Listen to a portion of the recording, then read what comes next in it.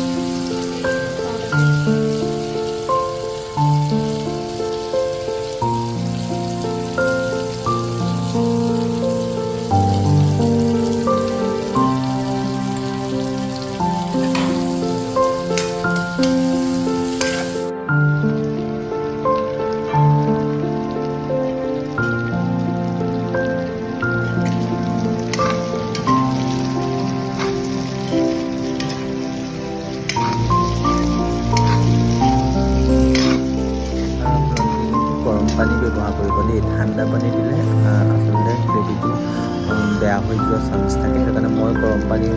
ব্যৱহাৰ কৰিছোঁ। আপোনালোকৰ পৰাপক্ষত গৰম পানী ব্যৱহাৰ কৰিব। আৰু চিকেনটো যিমান দিব তাৰ পৰা পানীটো আপোনালোকে বহুত বেছি দি নিদিব, খালি সেইটো খুব মন কৰিব। আৰু ভালকৈ চিকেনখিনিৰ লগত তিলটো লগালৈকে আপোনালোকে লৰাই থাকিব। আৰু কম জুইত বনাব, যিহেতু বেছি জুই দিলে হয়তো চিকেনখিনি জ্বলি যোৱাৰ চান্স থাকে। আৰু কেনেকুৱা হ'ল আপোনালোকে বনাই পিনে খালি মোক ক'বলৈ আকৌ কৈছে নাপাহৰিব।